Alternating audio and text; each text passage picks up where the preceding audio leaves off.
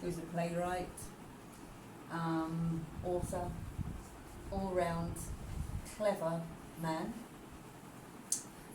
His time frame was the late 16th century going into the early 17th. So a lot of his plays were written between 1590 and 1640. Now, Merchant of Venice, for me, not one of his best. I know why schools here choose it. It will become apparent when I show you the background information. It's very topical, but not one of his best. His most famous piece of work is Romeo and Juliet. That's the famous one. It's one that everybody knows. Again, not one of his best, but it's what he's most famous for. Merchant of Venice. Okay, so let's get the background information. Oh, it's not best going in there. Okay. So, yeah.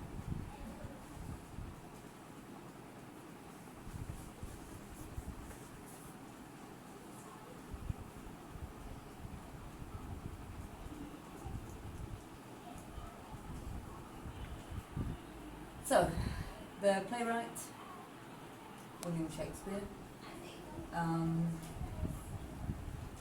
genius of his time. So it is all about these particular things. Justice. He was very fond of this particular topic. Do you know what I mean by justice? No? Getting what you deserve. Mercy. Any ideas? No? Mercy, if you show somebody mercy, they might have been very, very bad to you, but you are not hitting back. You with me? It is about money and money lending. Usury. Any ideas? What you use. So the clue is there. Usury. Anti-Semitism. Any ideas? Anti, anything with anti on the front means against something, opposed to something. Semitism is about being Jewish. So it is anti-Jewish. Hence why I said I know why schools teach it. Because it is Semitic right the way through. Love and marriage, friendship and religious prejudice. So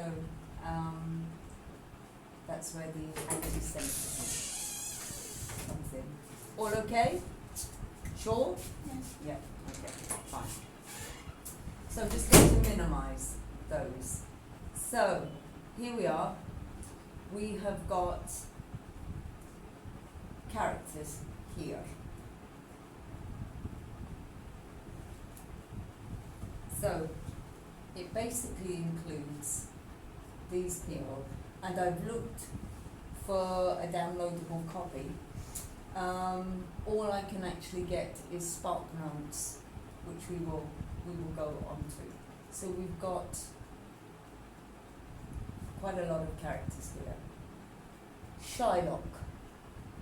Shylock is a Venetian, so he's from Venice, and he's a Jew.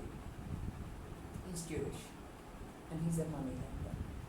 So if you need money quickly, you can go to Shylock, and Shylock will lend it to you. Jessica, Shylock's daughter. Chibal was Shylock's friend. Yeah. The Duke of Venice. So the most important man in Venice at the time, the Duke. Some background information for you. At the time, there was a social order. So what this means is, is probably Shakespeare's second most famous play, and his best, in my opinion, that's just my opinion, is Macbeth.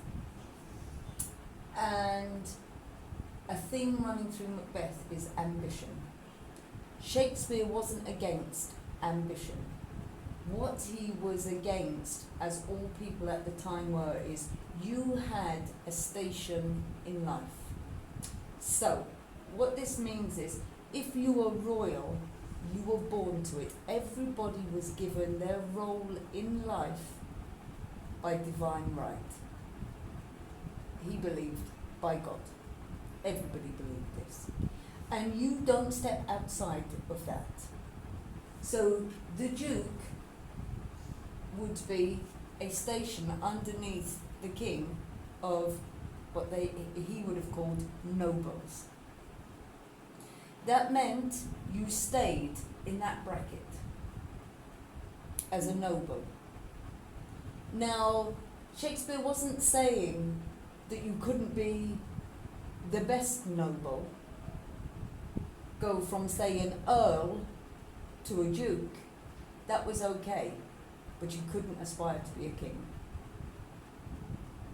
because only God gave that right. If you were a farmer, you could become a wealthy farmer, but a farmer who stayed, because that was your role. So he would say, in the case of me, God has given me the role of educator. Now, he's not saying that I can't aspire to be the top educator, say the principal of the school. That's okay, but I don't step outside of this bracket. You know, because that's what God says I am, so that's what I am. I stay in that bracket. Okay? Everybody believed this. Bassianio, a lord. So, this is the top guy of the nobles. This is just below. Okay. Antonio is a merchant. He sells things. He's a shopkeeper. Okay. Buys and sells things. Lorenzo, Jessica's boyfriend, we would say. Gratiano, friend of Antonio and Bassiano. So, another friend. Lancelot Gobbo, servant to Shylock. Then to Bassiano. So he's a servant, and a servant who stays. Can't step outside of that due to the divine social order. Okay? So, why are we having twice? I don't know. Okay? Portia. Portia is a very interesting character.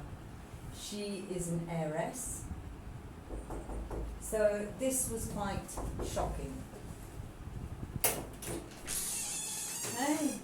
I want this. Not this, I want this. Okay. So this is shell, shop, shed. Shell, shop, shed.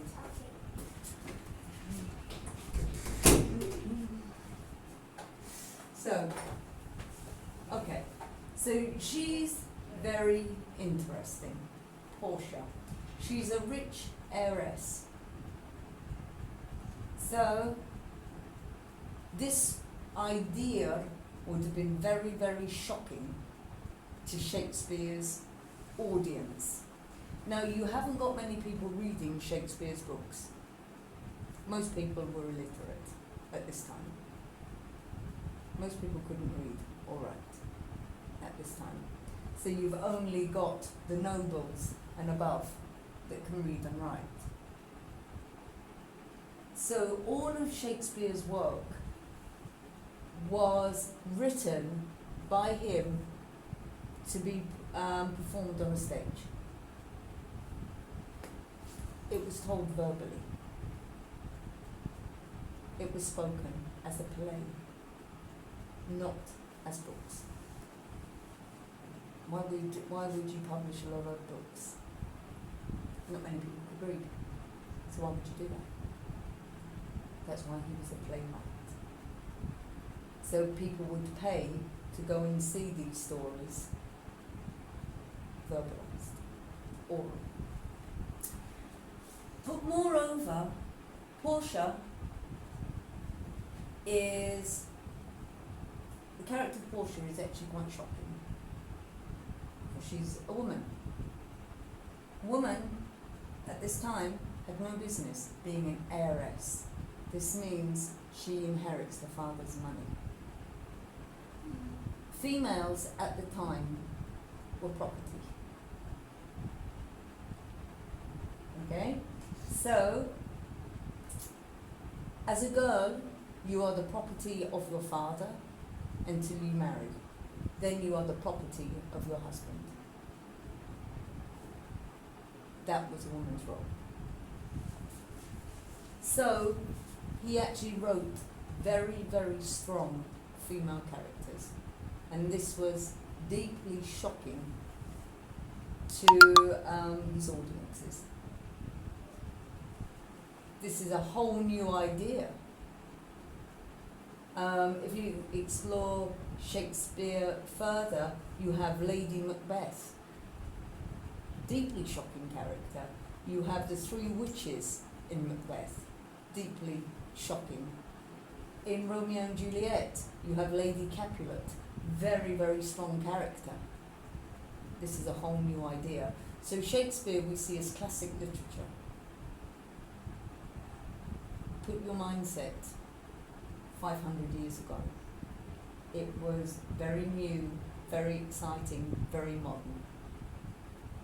So that's what I say, he's a social diarist. He's actually saying, okay, we're talking about very modern themes here: ambition, power, money, female emancipation. So females, girls and women suddenly having their own voice. Very modern ideas. So 500 years ago, this was unheard of. This is what makes Shakespeare probably one of the, if not the, one of the most impressive playwrights ever, because of his very modern ideas. Nerissa, Portia's lady in waiting. So Portia's servant. Balthazar, another of Portia's servants. You've got the Prince of Morocco, suitor of Portia. So, possible man to marry Portia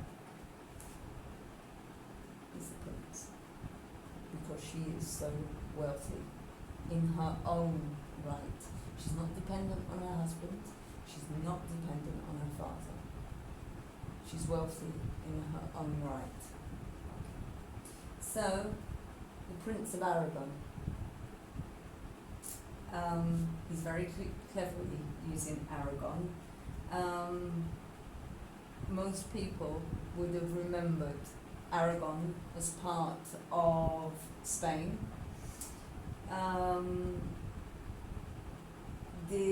When he wrote this, the Queen was Elizabeth I. Her father was Henry VIII and was married to Catherine of Aragon. So he's very cleverly, and people remember Catherine of Aragon. So he's been quite smart here. He's actually giving people the familiar. One of Henry VIII's first wife, he had 6. He had 6 wives in his lifetime. Oh yes, the Tudors. Yeah, they were quite a dynasty. And Catherine of Aragon was his first, and probably people remembered her the most fondly. But also, her parents were the most powerful power couple in the world, Ferdinand and Isabella. And Isabella would have been a very powerful woman in her own right, so he's been really clever here by using Aragon, because people will actually remember Aragon as powerful, because you had Ferdinand and Isabella Aragon. So, all okay? All right. So, what's it all about? Don't know anything about it at all.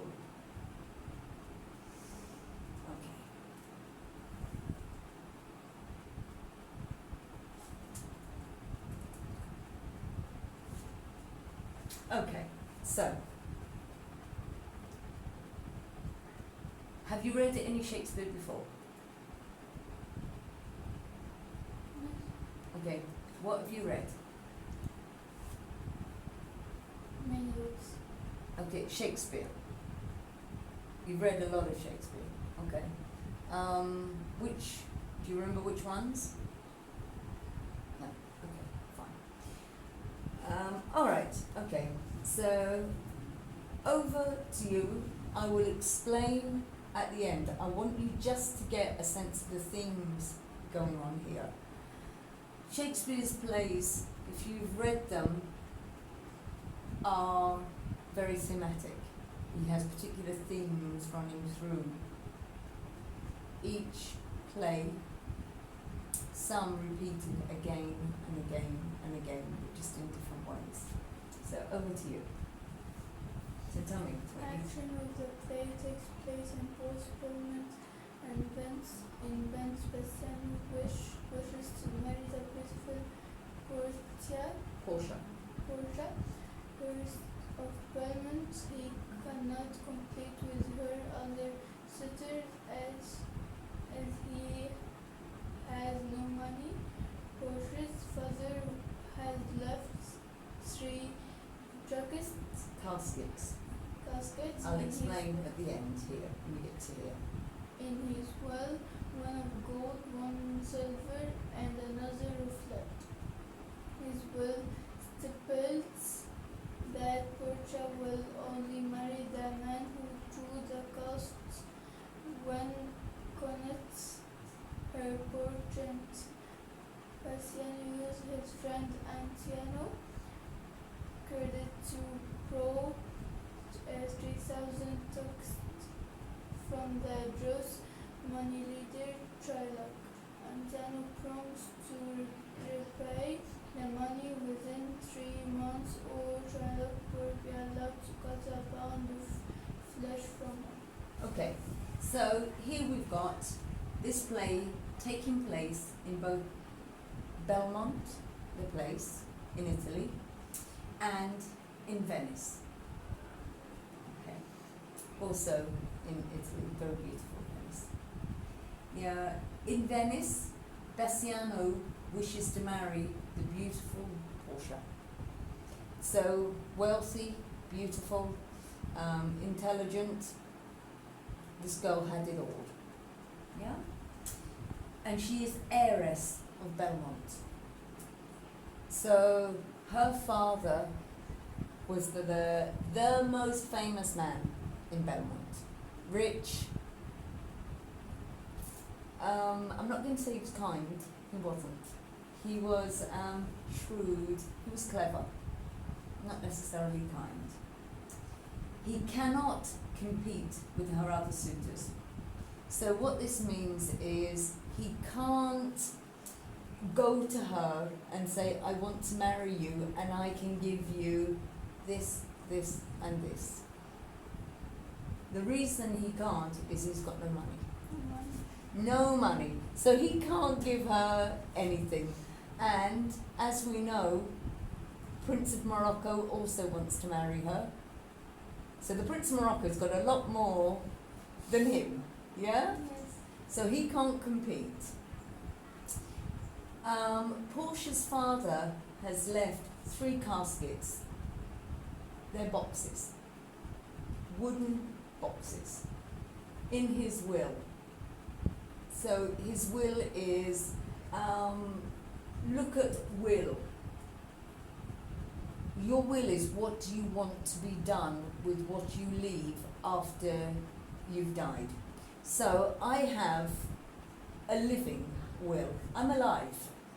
But also my lawyer has, okay, I want this, this and this done. After I die, I want this to go to my daughter. I want this to go to my son. Any business interests I have will go to Mr. Mohammed. This is what I want done. So this is my will, what I will do. So will, what you will want done. So in his, he has said 1 casket box of gold, 1 of silver, and another of lead. So he's going to give to Portia 3 boxes. 1 box of gold, 1 box of silver, and another box of lead, which makes Portia a good option to marry. Never mind the lead, but the gold and the silver help. Yeah? His will stipulates, says, that Portia will only marry the man who chooses the casket, the box, which contains her portrait, her picture. But hang on a minute, how can any of them do this? Because he's left 1 box of gold, 1 box of silver, and 1 of lead. Doesn't say anything about a painting of her. So what is he actually saying here? None of these guys can win, right? So she's only going to marry the one who picks the box with her painting in it, but there's no painting. So in effect, none of them are going to marry Portia, right? Okay. As I said, he was clever. He wasn't nice. I'm not going to say he was kind, but he was clever. Okay. Bassiano uses his friend Antonio's credit.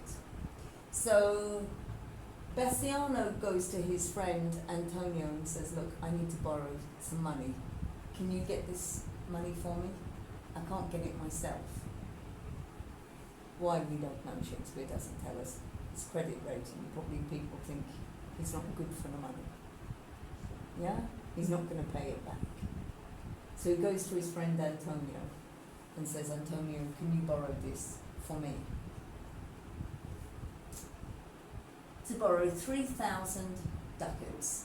This was the currency at the time. This was the money at the time. From the Jewish moneylender, Shylock.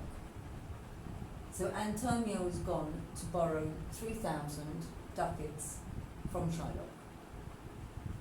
Antonio promises to repay the money within 3 months.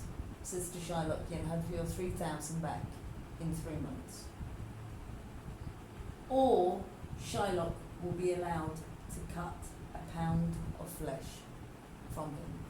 Will actually be able to cut 1 pound of flesh. So half a kilogram of flesh from Antonio if he doesn't pay the money back. Okay. harsh. What do you think about that? The repayment terms. Do you understand what's going on? Yeah? I mean, what do you think of Shylock putting those terms? Is he right?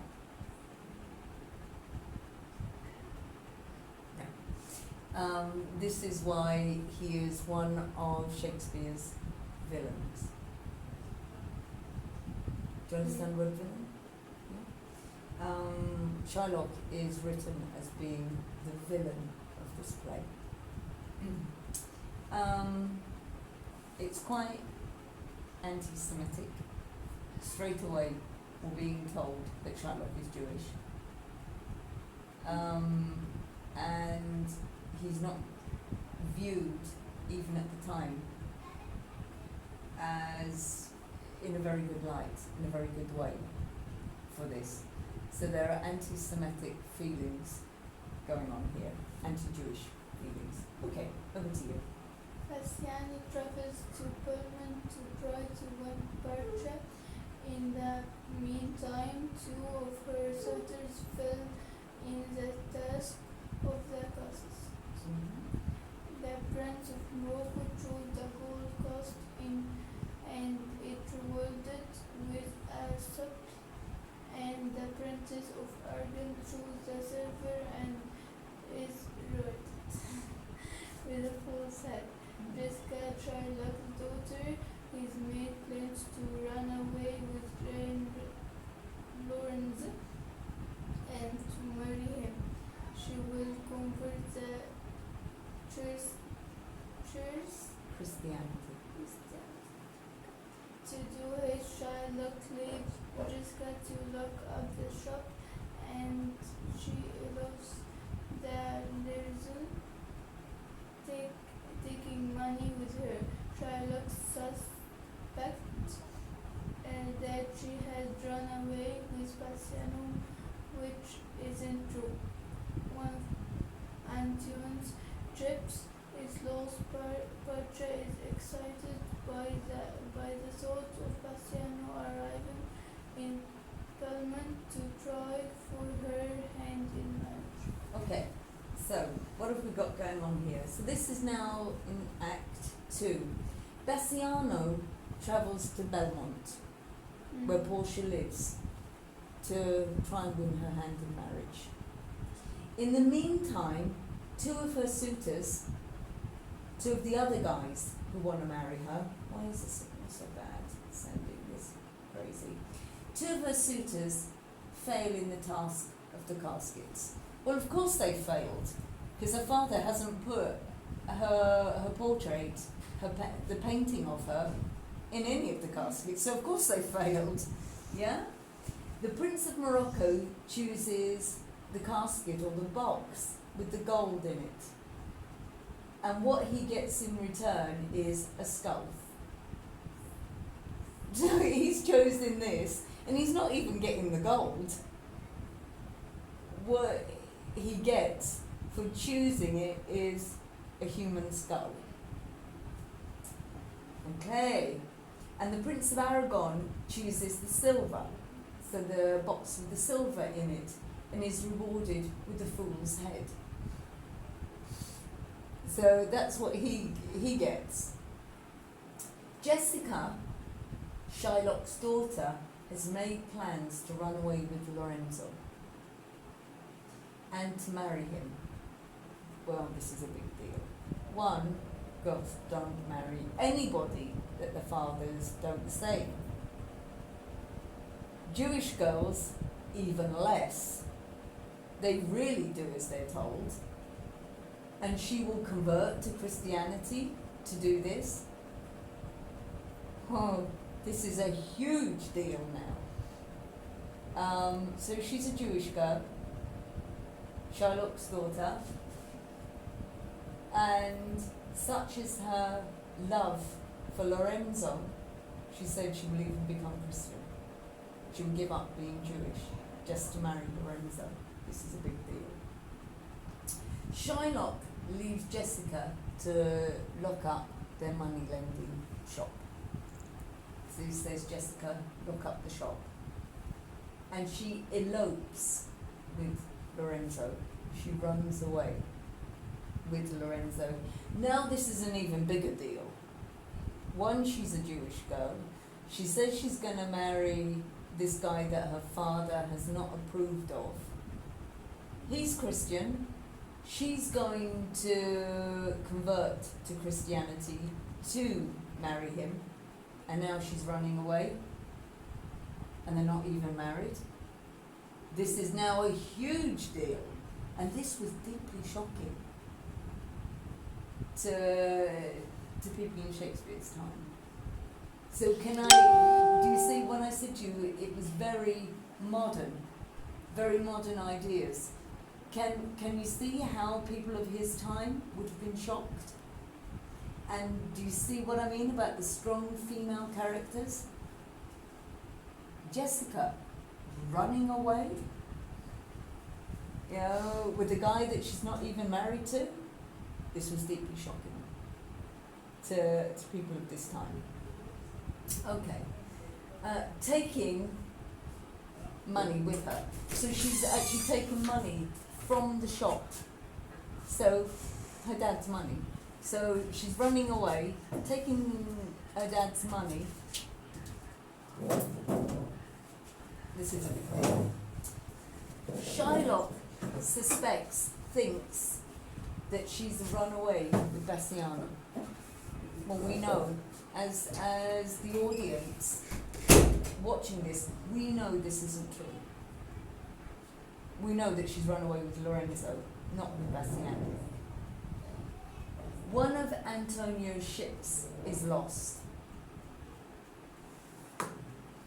So Antonio has borrowed the 3,000 on Bassiano's behalf. Now one of his ships is lost at sea. So all that cargo is now at the bottom of the ocean. How is he going to pay the money back? Portia is excited by the thought of Bassiano arriving in Belmont to try for a hand in marriage. So Portia would actually quite like to marry Bassiano, even though he has no money. So why do you think she would like to marry Bassiano? Why do you think? From what you know now of the time, she's an independent girl. She's a wealthy girl in her own right. Bassiano is, in her mind, a good choice for her because she will then be the power. In that marriage, who's the most powerful? Him, who has no money, or her, who's actually giving it to him, because he has none. Do you see, she has all the power. Yeah? Do you see that? So she's quite excited by this idea. Okay. Oliphantine trips are lost and Shylock rejoices in the thought that he will get his pound of flesh. Bassiano arrives in Belmont and Portia, worried that he will through the wrong coast and she loves him. Bassiano chooses Wesley however, and he and Portia become injured.